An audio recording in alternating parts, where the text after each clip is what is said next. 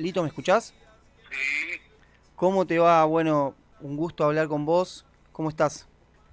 quedó muy bien. Te estamos llamando desde Alt de Almirante Brown porque el sábado, entre otras cosas, porque el sábado vas a venir a tocar por acá, ¿no? Voy a estar ahí, sí, en la casita, la casa de Claypool, que ya hace muchos años pasé una vez también por ahí. Y bueno, Sí. ahora se dio de nuevo y otra vez ando de nuevo ahí. Bien, ¿y en qué formato venís? Voy solo con guitarra y piano. Bien. Te digo, hago muchísimas actuaciones así en lugares pequeños, donde toco bastante tiempo, mucho piano y mucha guitarra, canciones de distintas épocas.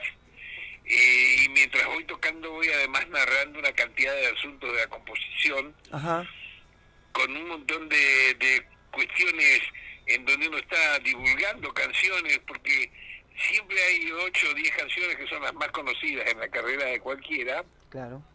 por esa extraña cosa de que sacas un disco y hay un tema que ha tenido la suerte o más el don de gustar que el resto, y el resto quedan todos ahí perdidos.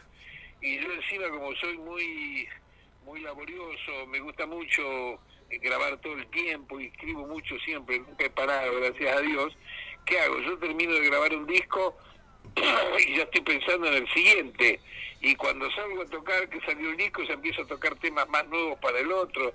Entonces hay un montón de temas que están, digamos, que no los conoce muchísima gente y que están medio también como desaprovechados. Y ahora con este formato de solo, que yo lo llamo, que es como una especie de cuaderno, de songbook, yo me llevo una carpeta donde tengo ahí en dedo cerca de 150 temas de distintas épocas, y voy tocando lo que va apareciendo. No hay lista. Esto me permite de que cada semana en el lugar que toco siempre temas distintos.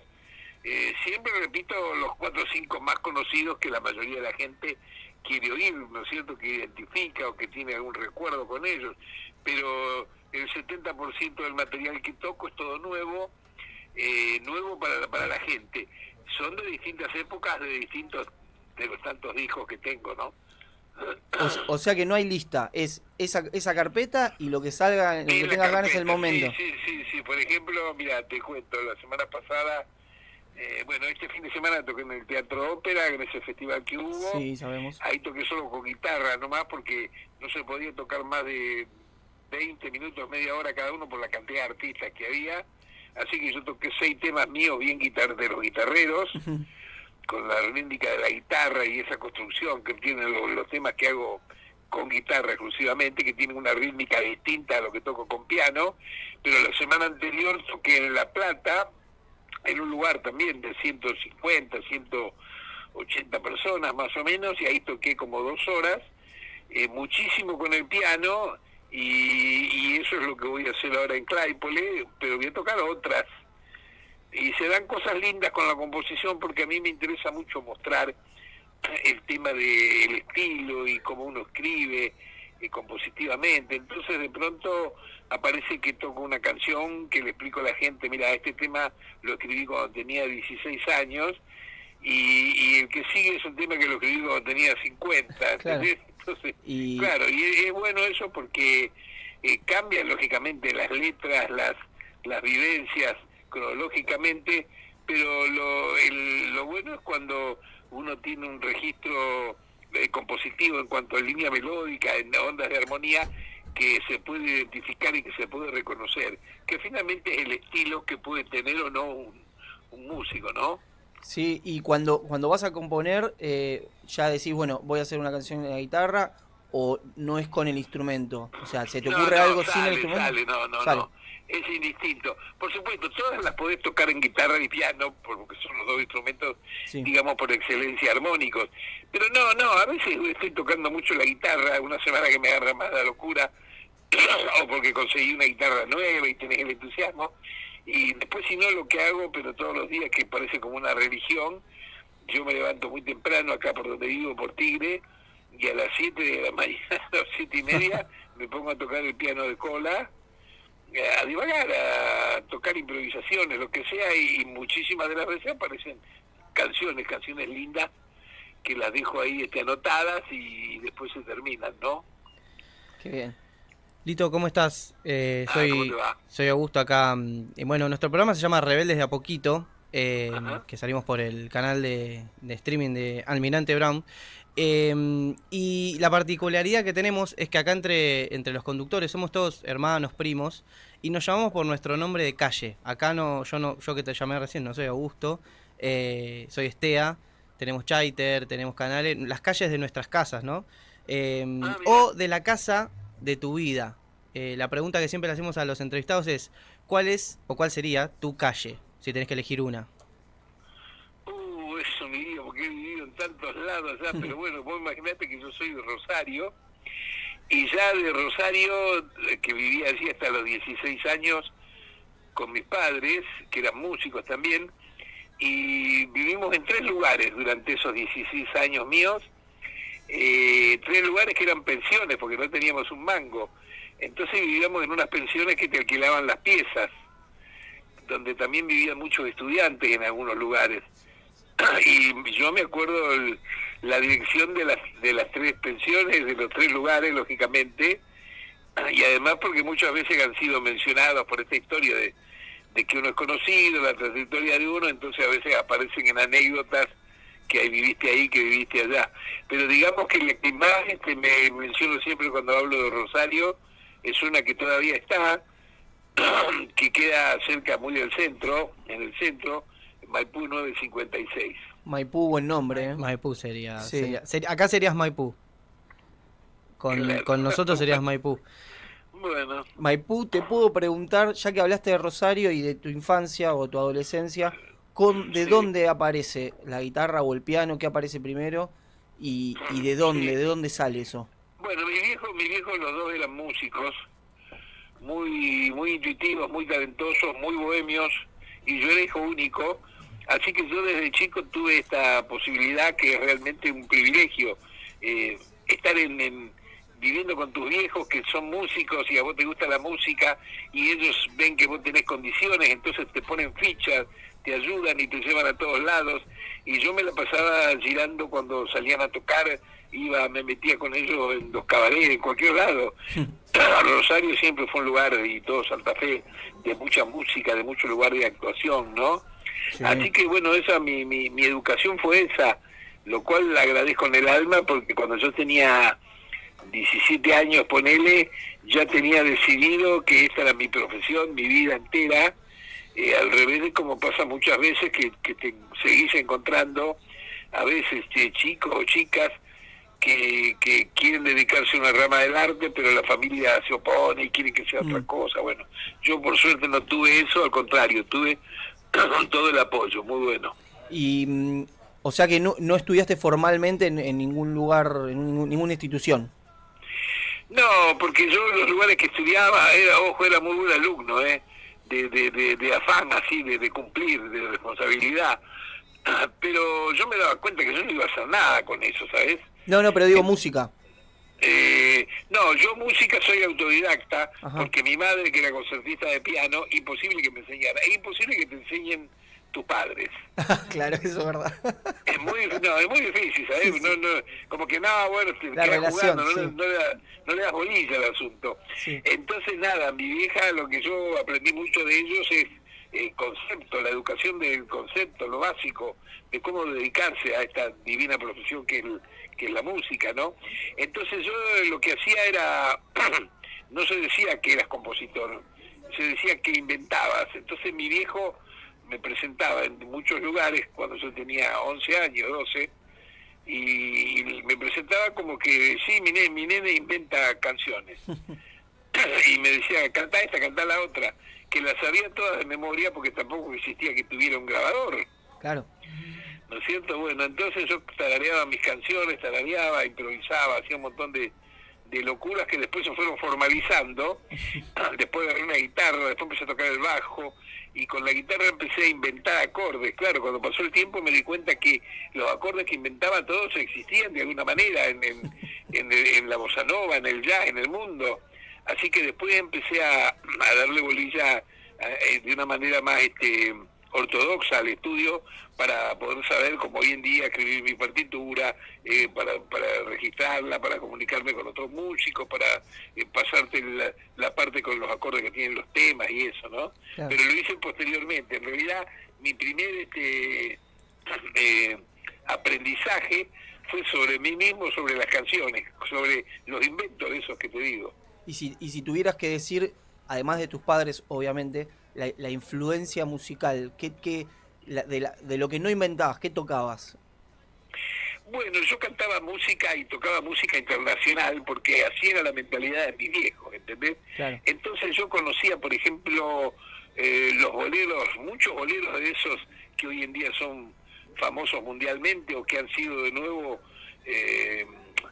relanzados por Luis Miguel, suponte. Sí, sí. Bueno, muchísimos de esos compositores lo conocían a mi padre y le habían dado esas canciones en Rosario, porque Rosario era un lugar que los músicos pasaban y se quedaban 2 o 3 semanas. Era un lugar muy nocturno, de mucha joda nocturna y de mucha música. Entonces mis viejos conocían a esos compositores, algunos venían a la pensión donde vivíamos, y te estoy hablando de tipos que a lo mejor hay gente hoy más joven que no conoce: Agustín Lara, José Mojica, Ortiz Tirado, unos compositores que son mundialmente conocidos. Y yo conocía eso, pero también mamé el nacimiento de la bossa nova. Yo tenía 10 años cuando apareció el primer disco con la batida de la bossa nova, con la guitarra tocando yo Gilberto, y el tema era de Antonio Carlos Jobim. Yo era mis 10 años, imagínate. Claro. Y paralelamente con eso conocía también algunos discos de jazz de amigos de mi viejo. Conocía cosas de Miles Davis, de Jordi Mulligan, de Coltrane, y en el medio de todo eso que conocía, bueno, tango por supuesto, de todos los estilos que quieras, pero en el medio de todo eso a los 13 años aparecen los Beatles, que fue una revolución para nosotros generacionalmente, pero para todo el mundo, porque los Beatles traían la novedad y además traían esta cosa nueva para con la música, que era la de tener una agrupación, de tener tus compañeros, de que uno tocaba la batería, el otro la guitarra. Eso fue una cosa que hizo mucho bien al mundo y a los jóvenes. De ahí, por eso es que salieron tantos grupos y tantos músicos en todo el mundo, ¿no? Eso te iba a preguntar, ese primer encuentro, cómo nace ese primer grupo, de tocar en algún show con tus viejos voy a formar mi grupo. Bueno, yo el primer grupo en el que entré a tocar era un grupo que ya estaba armado, ya organizado, que es antes que Los Gatos Salvajes. Era un grupo con todos muchachos que tenían 5 o 6 años más que yo. En inglés, ¿no? Y se llamaban los Wildcats, en inglés, claro. Y cantaban canciones que eran norteamericanas en español, pero en el español tipo versión mexicana, ¿entendés? Sí. Entonces yo, no sé, se le fue el cantor a la colimba, al servicio militar, y no tenían reemplazante. Entonces un amigo me convenció que fuera a dar una prueba. Mira, y quedó en esa prueba, no sabemos si nos cortó. No sabemos cómo la pasó, porque sabemos que la pasó, evidentemente. Estábamos hablando con Lito Nevia. Ahí estamos. Ahí está, sí. Se cortó. ¿Pasaste la prueba? Entonces un amigo me convenció para que vaya a dar una prueba. Claro. Y claro, en la prueba casi ni me dejan entrar, porque yo era muy chico. Y bueno, hice la prueba y les gustó como cantaba, pero yo era para la época raro, porque yo cantaba muy agudo y usaba el falsete, esas cosas que hago yo, tarareo, esas cosas les parecía muy extraño. Entonces no me aceptaron, pero después cuando pasaron 10 días parece que lo pensaron después, no sé lo que sucedió, y me volvieron a llamar, y ahí entré al grupo. Bueno, ahí entré al grupo, y entonces cuando empecé a tener un poco de confianza con ellos, les empecé a mostrar estos inventos de canciones, y se animaron a que sacáramos un par de esas canciones. Y cuando sacamos esas canciones empezamos a tener por el centro, por Rosario, que estaba lleno de grupos ya, empezamos a tener fama de que éramos los únicos que teníamos canciones propias. Ajá. Y bueno, y empezamos a sacar bastantes temas de los míos, que finalmente son los temas que están en el único disco que hay de Los Gatos Salvajes, que grabamos después del tiempo y que increíblemente este año cumple 60 años que lo hicimos, ¿no? Impresionante. Impresionante. Así que bueno, eso. Y después ese grupo se transforma.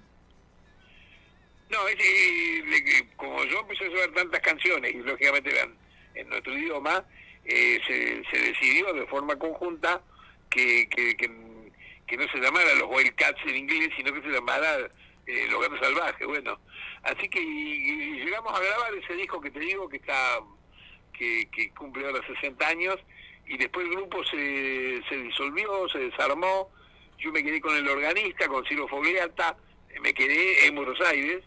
Ahí ya habías venido. Buscando esta aventura de querer armar un grupo de esas características. Volvimos a armar otro grupo, que ese fue ya Los Gatos, donde ahí sí ya tuvimos éxito, como más o menos se conoce por todos lados. Todos los músicos, todo el mundo coincide en que Los Gatos y vos son el inicio del rock nacional. ¿Vos coincidís con eso? ¿Tenés algo para agregar? El inventor del rock nacional, mucha gente dice. Yo no le doy bolilla al tema de quién es primero o segundo en nada. No es algo que a mí me mueva la cabeza. Pero sí, yo sé que hay gente que dice, este hizo esto, este hizo lo otro. Mira, es muy sencillo. Hay que remitirse a los registros de los discos. Están los discos, y encima, por suerte, tenemos hoy en día que todos los discos de toda la historia del rock argentino, o rock nacional, como lo quieras llamar, están todos reeditados y se encuentran por internet, se encuentran en CD, se encuentran en MP3, todo lo encontrás. Así que con mirar eso ya está. Los Gatos Salvajes, el disco ese es 1965 y las canciones las hice en 1964. Fíjate por ahí fecha y te das cuenta. Claro. Pero y en el momento ese de Los Gatos ya en Buenos Aires con Ciro, sí. ¿Cómo era el panorama, el ambiente musical? Mira, el ambiente musical, por lo menos para gente de nuestra generación, era un ambiente que estaba muy desprovisto de cosas de onda, de buen gusto. Había cosas que eran muy feas, eran todas con el criterio para la juventud, bailable, esto, aquello y lo otro. Era muy chafa eso. Entonces a nosotros nos gustaba otra cosa. Claro. Y nos gustaba hacer canciones, de acorde a nuestra edad, pero con solos, con partes de guitarra, partes de órgano, arreglos, coros, y así es que empezamos con esto. Entonces al comienzo era bastante rechazado esto, porque había tipos que te decían de que uno no podía cantar estas canciones en castellano. A mí me decían, ¿cómo se te ocurrió escribir estas canciones en castellano? ¿Y qué querés que la escriba en japonés? Entonces, yo no entendía qué me estaban preguntando, ¿viste? Pero había gente que tenía esa idea, que pensaba que solamente estas canciones con más ritmo se podían cantar únicamente en inglés, y decían una cantidad de barbaridades increíbles, como por ejemplo que el idioma inglés era mejor que el castellano porque las palabras eran más cortas. No sé, una cantidad de boludeces que no se pueden creer, que ahora que pasó medio siglo te reí, ¿no? Pero en ese momento era preocupante, porque a veces iba a algún lugar y te decían, no, eso que tocan no nos gusta, y no te dejaban tocar, ¿viste? Hasta que después, bueno, cuando ya tuvimos el éxito que tuvimos, ahí, como pasa siempre, a todo el mundo le encantaba y todo el mundo había confiado en nosotros, ¿no? Qué bien. Así que eso, bueno. Maipú, querido, buenas tardes. Te habla Chaiter acá, un integrante más del programa. ¿Cómo te va? ¿Cómo te va? Escuchándote y hablando un poquito de los inicios de las bandas y de vos como cantante y como músico, entiendo que has vivido innumerables momentos y debes tener para contar un montón de anécdotas. Nosotros acá las anécdotas las transformamos en rebeldías. ¿Tenés alguna rebeldía para contar, para darle también un poco de marco a nuestro nombre del programa, que es Rebeldes de a Poquito? Sí, yo soy muy cotorra, muy de a charlar, y para colmo tengo una memoria impresionante, así que anécdotas tengo 2 libros por ahí publicados, Sí, claro. con pila y pila de anécdotas de música y de cine, porque el cine es mi otra pasión, y conozco mucho también de los directores, de quién dirige esto, quién hace lo otro. No sé, tengo de todo. Cuando me suelto a charlar, puedo sacar anécdotas de donde quiera, no sé. Orientame vos, que querés saber de qué época algo, no sé, yo no sé qué. La última, mirá, tiene que ser algo bien rebelde, la última que te acuerdes, la más... La de la semana pasada, por ejemplo. La más nueva. Claro, la última rebeldía tendría que ser eso que no se esperabas que haga. O sea, no esperaba, había que hacer algo y se supone que era una cosa y vos te rebelaste. Como este programa es rebelde de a poquito, por ahí puede ser una Claro. pequeña. Algo chiquito. Ya igual sos bastante rebelde dando inicio a la música en este país. Claro. Esa rebeldía es enorme ya. Sí, no sé qué contar, pero lo que pasa es que esa actitud de rebeldía, como la llaman ustedes, era una actitud frente a la vida que uno Claro. asumía. Ya es en ese momento una tontería como natural, como dejarse el pelo largo. Claro. O vestirse informalmente como lo hacíamos, te llevaban en cana, te insultaban. Era un desmadre eso, ¿no? Unas mentalidades tan ortodoxas, tan desastrosas. Y uno supuestamente, al hacer todo lo contrario de lo que aceptaba parte de esa sociedad, era un rebelde, claro. La verdad que no servía para nada eso. Era una discusión en vano, que después cuando pasó el tiempo se suavizó, pero eso a mí me ha pasado toda mi vida con un montón de cambios y cosas, inclusive que yo he ido atravesando con la música. Por ejemplo, en los años 70, que a mí se me ocurrió empezar a fusionar la música propia, la música que yo escribo, mis canciones, pero tocando con músicos mayores que yo y con músicos que vienen, algunos del folclore, algunos del jazz y algunos del tango. También al comienzo tuve unos rechazos infernales, porque ¿sabés lo que sucede? Que la parte ortodoxa de cada uno de estos géneros, los tangueros te decían que vos eras de la nueva ola, que eso no era música argentina, los jazzistas te decían que eso no era jazz, los del folclore te decían que no era... es un lío, todo el mundo es muy proclive, además también nuestro medio, nuestro país a esto, viste que siempre acá hay discusiones para ponerse de acuerdo en cosas, no hablemos ya de política, en todo. Imagínate la polémica de un tipo como Astor Piazzolla, con una música tan hermosa que ha escrito en su vida, y estuvieron durante 30 años discutiendo si es tango o no es tango, pero ¿para qué discutir eso? Disfrutar del hecho artístico, digo yo, ¿no? Así que bueno, si vos no tenés en ese momento gran pasión por lo que estás haciendo, por eso que piensan o que es una rebeldía tuya, si no tenés gran pasión y tenés un carácter ahí blando y caes, podés llegar a caer en un pantano y dejar de hacer lo que tenés que hacer realmente. Hay que tener fuerza y convicción y alegría, ¿no? Lito, te quería consultar, y ya para ir redondeando, agradeciéndote mucho por el tiempo que nos estás dando, ya que te metiste ahí en los distintos estilos y lo que iba surgiendo hace tantos años, te quería preguntar y traer un poco más a la actualidad. No sé si escuchás la música que se está escuchando ahora en Argentina, los artistas que hay nuevos, si te interesa, ¿cómo lo ves? ¿Cómo ves? Viste que hay como un debate ahí de si el rock o la canción popular va a dejar de existir. ¿Cómo ves todo este tema? No sé, la verdad que no entiendo por qué va a dejar de existir. Mirá, yo cuando era chico decían que el tango no se iba a escuchar más y que el jazz se iba a morir, y cada vez hay más jazz y más tango en todo el planeta. Me parece que las músicas, en la medida que tienen trascendencia, que tienen autenticidad, siembran una raíz y quedan plantadas y son un nuevo género que se mezcla con las nuevas generaciones. Eso pasa con el jazz, eso pasa con la bossa nova, eso pasa con el blues, con la música, con el flamenco. Todas esas músicas ya no se las puede tratar de que son ni viejas ni... Son músicas de raíz que figuran en una sociedad. Y yo creo que humildemente el rock argentino, por ejemplo, que ya ha pasado sus 50 años de existir acá, ya es una música que empieza a tener clásicos, cosas, recuerdos que están y bueno, después puede venir quien sea que le guste otra cosa o también le puede gustar ambas, las nuevas y las viejas. Yo no creo que eso tenga que ser un problema. No me parece que se pierda tiempo en eso, ¿no? Acá me preguntan, Lito, Maipú, me preguntan si hay algo de cierto en que va a haber una serie sobre tu vida.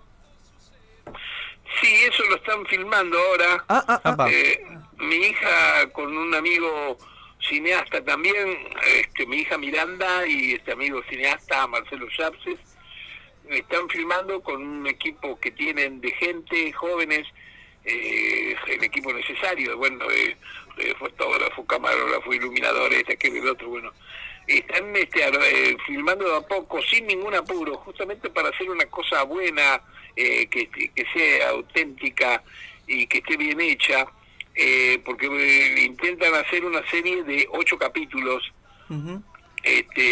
8 capítulos de 45 minutos cada uno, Sí. que capítulos que estarán divididos en distintas partes de trozos de mi vida, mi aventura, ¿no es cierto? Infancia, después no sé qué sé yo, los gatos, después yo como solista, después el exilio, cuando me fui a vivir a México en la época de la dictadura, a los 3 años y medio volví, la creación del sello nuestro, Melopea, hasta la actualidad. Todos esos capítulos van a estar adornados y van a traer muchísima grabación, muchísima filmación que tenemos de cosas mías, muy claro. bien grabadas, con muy buen audio de distintas épocas.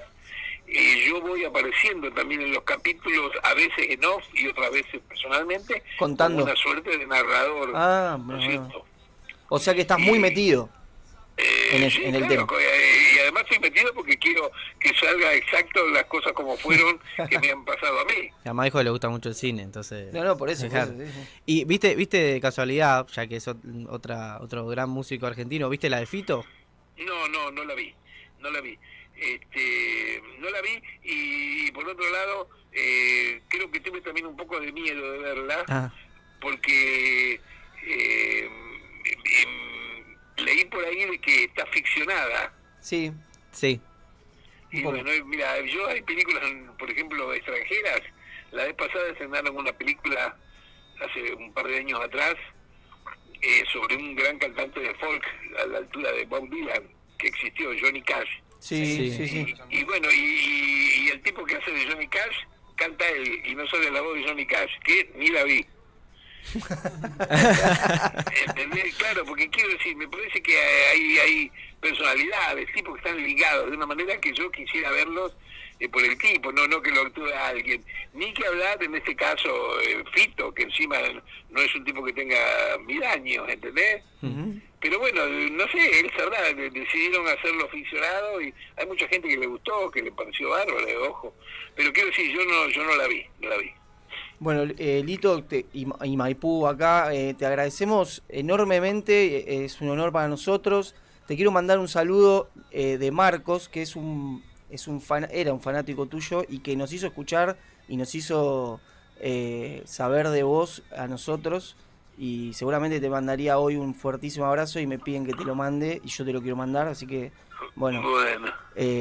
Muchas gracias por esto, por este momento, por esta charla que la verdad que fue impresionante. Bueno, gracias a ustedes y nada, el sábado estoy por ahí, ojalá que vaya mucha gente y ojalá que les guste todo el manojo de canciones que llevo. Sí, recordamos que es el sábado 10 de mayo en la casa de Claypole. ¿Hora? A las 9. A las 9. Ah, bueno, 20 horas tenía yo, pero... Ah, bueno, perdón. Igual me llevan con el sonido, con todo, así que a la hora que estar. Seguro vas a estar, eso sabemos que vas a estar, seguro. Lito, no nos cortes, nos harías un favor, es un gran honor. Si nos grabás un separador, tenés que decir lo siguiente: soy Lito Nevia y sigan escuchando Rebeldes de a poquito. ¿Te animás? Genial. Sí, obvio. No quiso. Obvio que iba a pasar eso. Ahora. Bueno, justo le pedimos un separador a Lito Nevia y se cortó. Ahora, ¿Se cortó? No, yo lo quiero, Lo quiero. No sé qué pasó, es porque es telefónica. Ahí va. Che, quiero ir. Ahí está. Hola, Bueno, dale, digo, y poné a grabar. Ya. ¿Te acordás lo que tenés Dale. que decir? Ya, y cómo no me voy a acordar, querido. Dos segundos y lo decís, Dale. Hola amigos, soy Lito Nevia y sigan escuchando Rebeldes de a poquito. Chao, queridos. Gracias. Muchas gracias, Lito. Qué bárbaro. Gracias, Lito. Bueno, muchas gracias por el tiempo. Gracias a ustedes, un abrazo, chao.